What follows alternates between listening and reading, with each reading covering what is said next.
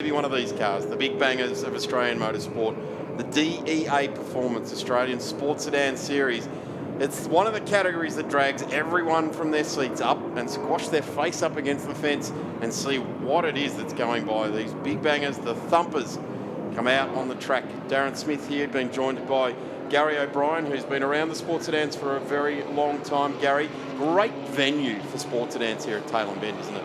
Yeah, good afternoon, everyone. Yes, welcome back to the DEA Performance National Sports Sedan Series Race 3 for the second round. And you're right, Daz, this sort of circuit really suits them. Over 280 kilometres an hour down the straight. That's fairly well moving. I know that our radar that we have here picks them up a bit earlier than that, so you don't quite see that speed. Even the slower cars up around the 270 mark, so they're very quick. We've got a great scenario happening here. Whoever basically wins this race out of the top 4 or 5 will actually win the round. So at the moment, Tony Ricciardello has 1 point up on Jordan Caruso, with another 2 points back to Shane Woodman, and a further couple of 5 points or so back to Shane Bradford. We have got Stephen Tomasi back. They had an engine drama. He wasn't sure what it was. It just lost power and he didn't want to risk it, so that's why he pulled up. The other car that didn't finish, of course, was Miles Bond. The car got locked in third gear, so it wasn't worth continuing. He pulled in right at the end of the race. Not sure, haven't actually seen Miles Bond out on track. He's supposed to be in 10th position. Looks like they've run through the field, so maybe we'll wait and see if we can see the FUD Escort. Dragged on a really good sponsor here this weekend, FUD Burgers. Really works well, doesn't it? Does, yeah, it's good sponsor, and he's really represented them very, very well. So let's hope that he is out on track. We'll see if we can pick up on that. This is Jordan Caruso. He only jumped in a sports sedan 1 round ago, and he didn't just jump into something to find his feet. He jumped into arguably one of the fastest race cars in Australia, the John Gourlay Audi A4 sports sedan, and he's acquitted himself very, very well. He did have a little bit of an incident where he forgot to put the handbrake on after parking it at Eastern Creek, and some great footage. Check that one out on YouTube, where he had to run and try and stop it from rolling out on track. But I digress. He's certainly jumping out of the Victorian XL Series, so I can't even imagine what it would be like. There's the Escort up in the background there, the black FUD car of Miles Bond, a 4-cylinder turbocharged outfit and a rapid piece of kit at that. Yeah, and the good thing is that Miles Bond is actually one of the movers and groovers behind getting South Australian sports sedans back on the map. There isn't that many of them here, but they're actually now working on getting some cars built so they can have a local series, and then, of course, when the national guys come over, they can backfill the field. Well, it was interesting. I ran into Simon Fitzner, who seems to have all of these South Australian sports sedans in his garage down at Fitzner Performance Gearboxes yesterday here at the track. And he said that they're all just a little bit precious to him. And I said, oh, well, at least get the Stanza out. He owns Clem Smith's old Charger. He owns the old Mercedes of Thompson. And he's certainly got the old Barry Brace Stanza down there as well, amongst others. Well, that's still running around, isn't it? Yeah, he runs the Stanza at some Group Q or Group U sports sedan events, which is the historic sports sedan stuff. Not far off a start. 9 laps will be the journey. It will be a rolling start, so we will get to see them get around at a speed where you can actually recognise what's written on the side of them. That's right, yes, you can. And this is something that we've seen many, many times before across the front row of the DEA Performance National Sports Sedans. Gary, Tony Ricciardello in his Alpha, and the John Gourlay-owned Audi, whether it be Darren Hossack, who did it so well for so many years, Jack Perkins, who lap records all over the place, and now Jordan Caruso. This is actually a battle for the ages. These two cars, regardless of the drivers, although it has always been Tony at the wheel of this one over the ages, these two cars have gone wheel to wheel for more times than you and I can possibly remember, and we were there for most of them. Well, I think we were. That's definitely the case. And keep an eye on the row behind them too, because they had an excellent dice earlier today in the morning's race 2. And both these cars were the outright race winners as well. The Landau Science car of Shane Woodman is an absolute masterpiece, a work of art. The first Australian sports sedan to have paddle shift, gear shift in it, and it's a bit of a test here this weekend. It's been a fairly expensive program, but I guess everything that you do in a sports sedan becomes expensive because it's such a bespoke category. So we look back at the now silvery blue car of Michael Robinson out of Bell Real Estate in the Dandenong Ranges in Melbourne. And and that car has had a fair bit of work done on it over the last 2 years as well, let alone the colour change. Yeah, we've seen the Dodge-powered Saab go through in front of us there. Of course, that was a Mike Emery car originally. Mike Emery, of course, owns Auto Action, and quite a few of the AA boys here this weekend with Heath, Dan and Bruce all in attendance. So good to see them here. Yeah, it's good to see that Saab back too. It's got the Dodge power plant, as you mentioned, Gary, and arguably one of the higher horsepower engines in this field, and that's a good argument to have, but away from the track, because these days everyone used to tattoo it on their forehead. Now they sort of hide it in their back pocket, don't they? How much horsepower they've got? Somewhere between 700 and 800. About 750, maybe 780. Yeah, but, sometimes when you look them straight in the eye, they just mumble it. Yeah. So you don't. What was that? What did you say? Yeah, the Hyundai i30 safety car just leading them around here, so it will be a rolling start. They'll start to bunch them up. Tony Ricciardello's done this many, many times. Good to see Rick Newman in there, the Victorian who won last year's Victorian Sports Sedan Championship. And of course, the Victorian Sports Sedan Association running the state round at Sandown next weekend. Get out to Sandown and see all of the racing. So Tony Ricciardello now just starting to slow things down, trying to bring Jordan Caruso alongside so they can get a good bunch up. And everybody working nicely. They do take a while to get up the temperature, these cars, but this is the car off the back here. In fact, Gary, it's going to be interesting to watch whether the FUD Escort or the Domain Prestige Calibra get off the back of this grid the fastest. I'm going to suggest it's going to be Stephen Tomasi, because he's had a lot more experience at this type of race start, but it's going to be interesting to see how well and if the issue is actually cleared. That's right, on that car. I was going to say, let's hope that the engine issues have been rectified. I know they were busy working on it over the lunch break to try and get it all okay for this one. And by the same token, we hope that Miles doesn't have a reoccurrence of being locked in third gear in that transaxle that's in the rear of it. Yep, absolutely. A couple of very rapid sports sedans down the back of this field. In fact, Carl won last year's champion, and he has been very fast right across his career in this car. Stephen Tomasi never really wanted for much more horsepower, although every race driver always wants a bit more. Have a look at this. Car number 5, 10 times Australian sports sedan champion, Tony Ricciardello, in his Alpha, slows the field down. It's under his control.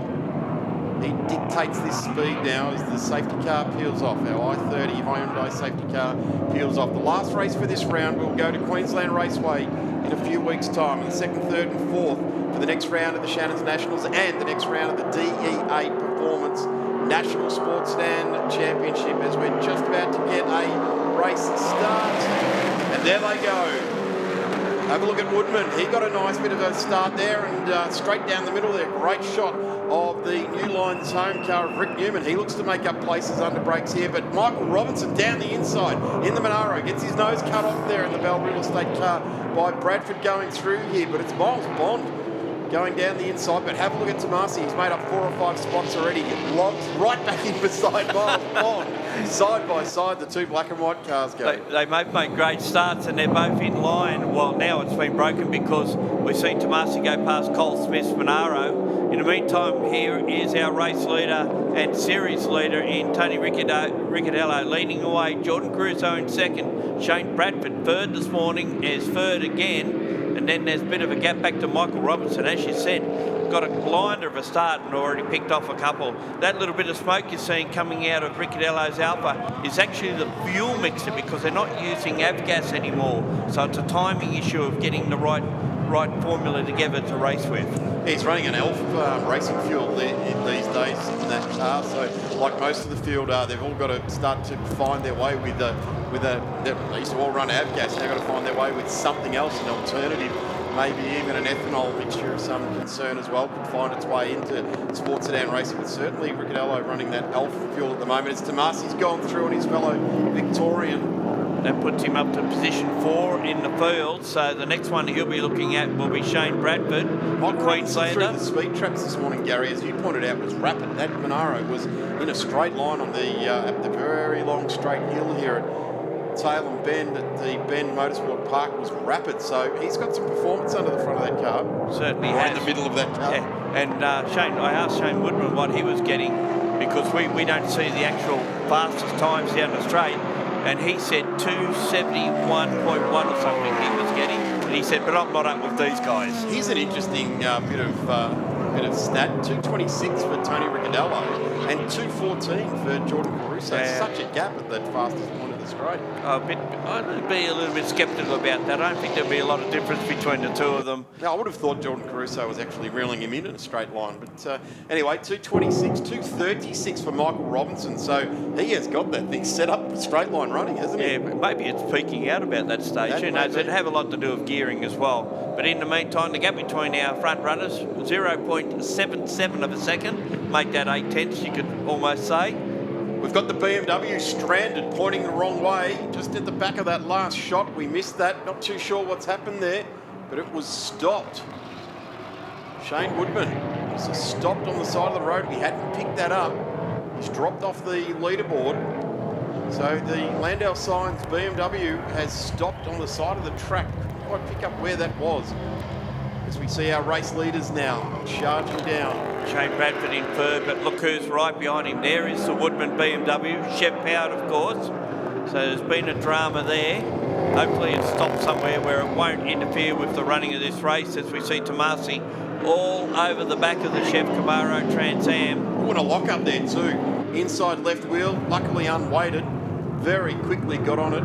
Be able to give a bit of Chris Pither brake modulation there. Very big tyre, you're going to feel it. He's going to feel it. That's what Chris Pither just said in the interview. He said he couldn't modulate the brake. Stephen Tomasi just gave a beautiful example of a brake modulating. Oh, okay. Very good. Easing and then reapplying a threshold of brake. No, they haven't dropped off Robbo either, have they? No. Michael Robinson right in behind them in silver Monaro, which I prefer that colour, but he said the only reason he changed it because last year here there was 2 yellow Camaros, and he said it was just getting too confusing, so that's why he went for the silver. Absolute stalwart of National Series of Sports Sedans, multiple Victorian Sports Sedan champion Michael Robinson, and guided the ship there with the local association for a number of years. And have a look at this. This is Tony Ricciardello driving the wheels off this Alpha. Look at the transfer of weight. Not to be worried about that smoke coming out of the back, you say, Gary, but it certainly grabs your attention. Yes, it certainly does. And the thing is that young Jordan Caruso is going to learn so much out of this because he's still a little bit trepidatious about really extending the legs of the Audi. A, because it's not his car, and B, because he's limited experience in it. I remember asking that question of Darren Hossack one day, and he said the back of that Alpha never looks any different. I'm sick of looking at it. That's probably why he started passing Hope you're enjoying watching the Shannons Nationals live stream. Seems that most times we see him in a race. Oh, see that Ricciardello sideways out of that corner. Certainly Darren Hossack was instrumental in getting Jordan into this car. It was actually a suggestion to John Gourlay to have a good look at this young fella. So Darren's still like a bit of a puppet master in the background. Just he's running a Formula Ford kit in the Victorian Championship at the moment. See him always at the Aussie racing cars as well, looking after Kel Tressiter's Aussie pocket rocket. And at the forefront of the Australian karting scene as well, with his years of experience at DPE. A 1:48.63 from our race leader. That's a new lap record, a 1:48.94 from Caruso. So the kid's learning quickly. Following the master. Have a look at this car. It is teetering on the edge. Tony Ricciardello does not go out and do laps. He races hard up on the wheel every time he gets behind the wheel of this car and at the front of National Sports Sedans. In fact, he's opened out the gap. He is driving the wheels off this thing at the moment. This is an assertion of dominance, and remember, if he wins this race, he wins a round. That makes 2 rounds in a row, 3 more rounds in the championship to follow, and one would think that this is the right way to set him up to get number 11. Wow, it's already an FIA record. That's a Guinness Book of record. Yep, certainly is. We go down to pit lane with Emma Francesca. Just before he packs up and heads off, it's been a fantastic weekend for you guys. Well, ups and downs, some penalties, some podiums, some contact, and then finishing with a race win, of course. Exactly. I mean, that's all part of racing. Jordan's a very fast young bloke, and there was a little bit of contact there, but the day you don't have a go at a move, you're not a race car driver anymore. So I'm more than happy the way he went. He went phenomenal. Tony, just unlucky, unfortunately, there for him at the start of the race. in race 1, but he clawed his way back and got good points through his championship, and I feel really happy, especially for John, not only for the win, but for a bit of luck for once. So he's had a rough year, so now he's got a third and a first, and very strong round, and kind of got his year back on track. So 3 straight cars, more than happy. Thanks, Wally. We'll see you at Queensland Raceway. Nice, cheers. See ya. Thanks, David Wall, Carrera Cup champion, one-time supercar driver, as well as we watch Tony Ricciardello carve a groove in the motorsport, in the Bend Motorsport Park track here. Lap record last time over the line, a 1:48.31. That is rapid. Absolutely rapid, and this guy behind him taking notes. It's like a year to This your is first school. year of university. Is like take notes, write them all down, remember them, and next time when you can be right on the back of this guy, you'll know exactly what this car can do. Or spend 3 or 4 hours or a weekend talking to Darren Hossack and Jack Perkins about it. And it seems as though we've had Tomasi drop back behind Michael Robertson, so he was behind Bradford, and I would suspect that he may have had an incident somewhere, had a little lose or a little hiccup, or the dramas engine-wise that he had earlier in the day, but he seems to still have pace. There's nothing wrong with that as he tries to get past Michael Robertson once again, who's not that far off challenging for third spot.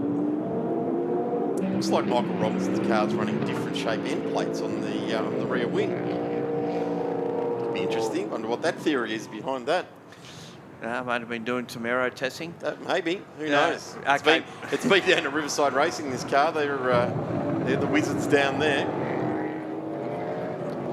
Also just behind him, of course, it's Miles Bond, then Cole Smith, Rick Newman, Anthony Copp, Simon Copping, and of course Woodman out of the race early. Our timing showing Caruso in front, but I'm not so sure. Has it changed? No, we've got Ricciardello falling down the order, so it might be a transponder problem. Certainly the timing screen is telling us that Tony Ricciardello's down in P5. Well, our live stream coverage is up to date, I think, in the lead of that races. We've got Tomasi now gone through on Michael Robinson, and he now comes up onto the back of Shane Bradford and the Aston Air Hot Wheels liveried type car, the DEA Performance National Sports Sedan. Good to have Shane back at the track in his Camaro, and Robbo there in the Bell Real Estate car. Wow, I tell you what, the Tomasi car has had swings and roundabouts and ups and downs here this weekend. Let's hope we can get this thing through to the finish and getting himself some points. It's behind Tomasi at the moment is Robbo, then it's Miles Bond, Colin Smith, Rick Newman in the New Line cars home, then it's Coxie and Bradford off. Why was that all of his own? Didn't really have any pressure from Tomasi at that point. Is he pulling up? He's got a drama, I think. What a shame. He was lined up to run third for the round, but now that will drop him down and will possibly elevate Michael Robinson up the third spot. He just needs a break, Shane Robinson, doesn't he? They put in so much work to that car. Just needs a break, but there's the car there. Michael Robinson will put himself back into fourth spot and hauling in some big points. In fact, it'll put him in fourth spot. What did you just say? No, Third we spot can for the go round. to third spot for the round, yeah. Well, the last time Robbo got he was in podium tears. was at Phillip Island, and he won the round. And he was in tears. He finished second in the championship That's as just well. that's just the nature of sports, man. These things consume your time and your emotions so much. But when you get a result, it's got Stephen Craig, follows him around all the circuits. Another sports sedan racer. In fact, owned the Gemini that Darren Hossack started his sports sedan career in, and of course the car that Peter Brock drove. Gemini, rotary powered Gemini as well, Stephen Craig, for many years. He's sold it on now. Ricciardello's time on that lap was a 48.3992. That was just 8 100ths slower than his fastest time of the weekend. So he's got some good consistency. Got the Hankook tyre working very nicely indeed under that Alpha, as has Jordan Caruso here under the Audi. Actually, Caruso went within 100th of a second of beating Ricciardello's best time for the weekend. So they're both on track to set a new lap record here this weekend. At the moment it sits with Ricciardello, but we still have under 3 laps to go. Anything's possible, and you can see Tony's not sparing the horses at all in this famous car, you'd say, these days. It's been so successful, one of the most successful cars in the country for sure. Almost in the world, actually. Being that Tony has won, he is the record holder for the most amount of FIA national recognised championships. Guinness Book of Records as well. Yeah, you'd have to suggest that this Alpha, all being at the steel doors and the steel roof, Tony assures me, is still from the original car. It has evolved, and it is a couple of generations old. It's not of. There is a lot of modern thinking on this car, but not quite the same as the Thomas Randall Saab and the Audi that is following it. But why would you adjust something that is so successful? Well, you even see, going by the seating position in the car, he sits in the conventional position, whereas you see more modern day thinking has you lower in the car and more towards the middle if the engine isn't actually sitting there. And even sometimes further back in the car, like we see in the Audi. A 47.94 and a 47.87 from Caruso. Lap record. So car 2 in this race, it's not over. Actually, 2 to go. I think there might be only about, trying to think what the outright lap record is, probably owned by a Formula 3 car. But at the moment, for a tin top, it belongs, I think, to these two guys. And Ricciardello slows. Caruso goes to the lead. So all of a sudden, we've had Swings a drama. and roundabouts of sports sedan racing. If he stays second, he's still second for the championship, but he won't stay second, that's for sure. There's a drama a with that 30-second car. gap between them, so it doesn't even look like he's going to roll around to the end of the lap, does it? On lap 8 of 9, Tony Ricciardello has struck trouble. So we praise him too much, Daz. Well, there's nothing visible from here, is there? He's still got the fire lit, literally, and he's still motoring on. Maybe he's got an alarm in the car, something's getting hot or something like that. There's no smoke, there's no deflating tyres. But have a look at this, Jordan Caruso, 2 weekends into his DEA Performance National Sports Sedan Championship tilt. He's leading a race. He's going to win the round at this rate too. He's got 3 points up on Ricciardello, and that's not likely to change. Well, I touch wood with that because we haven't been real good on prediction so far. Something else about this which is nice is that John Gourlay can finally put his car up on the front of a race. He's had a torrid couple of seasons with bits and pieces of issues here and there. But, well, he's had to smile through gritted teeth on a lot of occasions. This is good for Jordan Caruso. Not so good for Tony Ricciardello at the moment. And he's buttoned off there because there's no opposition. On his last lap now, young Jordan Caruso. What a career move from XLs to Audis, and not just a normal Audi, this one. It's got a big 6-litre Chev under the front of it, and it is into the front of it too. That doesn't intrude into the firewall as near as what you see most conventional sports sedans. Well, Tony Ricciardello shakes hands with the header pipes in his car, so that's how close they are to him. And he doesn't have to reach out too far either. So, Jordan Caruso at the front of the DEA Performance National Sports Sedan Series. Goes into a quite legend status, gets his name on a list of legends of one of Australian sports sedan races, that's for sure. So at the moment, Ricciardello trails by 30.8 seconds, and it's 1.5 seconds back to Tomasi. So you would expect that Tomasi may get second, but Ricciardello, if he keeps going, will hold on to around second. He hasn't come into pit lane. He's still out there on track. And there's Tomasi. He's fighting back strong too. Wow, this has been an emotional roller coaster for the team down there at Domain Prestige Homes racing team at DEA. This last race has been an emotional roller coaster. It has. A couple of commentators that have got tears in our eyes. That's how emotional it gets for sports sedans. Flames out the back. Heartbeat of a nation. That's what sports sedans are about. That's what they're all about. Retuning. Avgas is gone. We're in a whole new world of motorsport fuels. And there's Tony Ricciardello still cruising around. He's going to be gazumped now by Michael Robinson. So Robbo will come home in third place. I think he may still just hold on to third. Third place in the race. Here's Jordan Caruso to take his maiden victory in the DEA Performance National Sports Sedan Championship. You've got to suggest first of how many to come, Gary? Well, what a moment for this young fella to get a round win as well as a race win. all on the one weekend. Congratulations to John Gourlay and his crew, Simon Fitzner, PPG, Performance Gears, across the front of this car. And here comes Stephen Tomasi. What a nice end to the weekend. Good comeback. Probably not what they came to the Bend Motorsport Park from, but yeah, Gaz, one of the best comebacks of all, isn't it?